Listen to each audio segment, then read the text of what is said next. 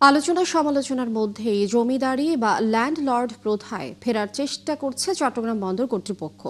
জমি ও অবকাঠামোর মালিকানা নিজের কাছে রেখে টার্মিনাল পরিচালনা, কন্টেইনার হ্যান্ডলিং ও দৈনন্দিন অপারেশন বেসরকারি অপারেটরের হাতে দিয়ে ভাড়া ও রাজস্ব লাভ করতে চায় কর্তৃপক্ষ।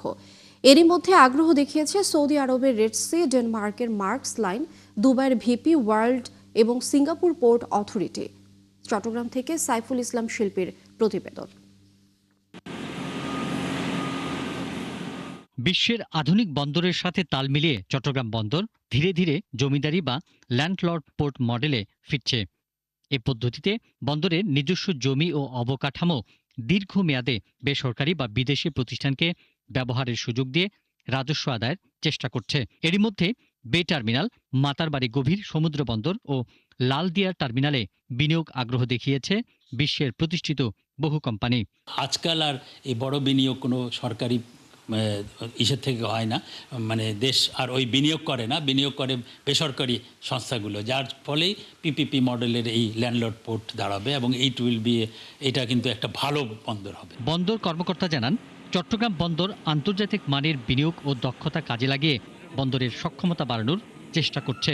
এর মাধ্যমে বেসিক্যালি বাংলাদেশে প্রথমত বিদেশি বিনিয়োগ আসবে, পাশাপাশি একটা ব্যবসা বান্ধব, টেকনোলজি ওরিয়েন্টেড এবং সবচেয়ে এফিশিয়েন্ট আমাদের পোর্ট অপারেশনটা সক্ষম হবে। চট্টগ্রাম বন্দরের বার্থ অপারেটর নেতারা জানান, প্রতিবেশী দেশগুলোর বন্দরের সাথে প্রতিযোগিতার পাশাপাশি অর্থনৈতিক চ্যালেঞ্জ মোকাবেলায় বন্দর সম্প্রসারণের বিকল্প নেই।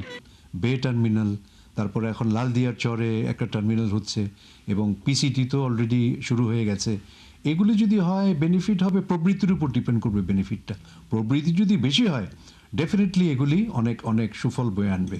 বন্দর ব্যবহারকারী ব্যবসায়ীরা ল্যান্ডলর্ড পোর্ট উদ্যোগে স্বাগত জানালেও ন্যূনতম ব্যয়ে যেন তারা সেবা পায় সেটি নিশ্চিত করার দাবি জানান। আমরা চাই যে তারা প্রজেক্ট করবে এবং মিনিমাম কস্টে যেন, যেহেতু তারা ইনভেস্ট করছে, তারা মিনিমাম কস্টে যেন আমাদেরকে এই সার্ভিসটা যেন দিতে পারে। চট্টগ্রাম বন্দর দেশের আমদানি রপ্তানির প্রায় 90% প্রবেশদ্বার।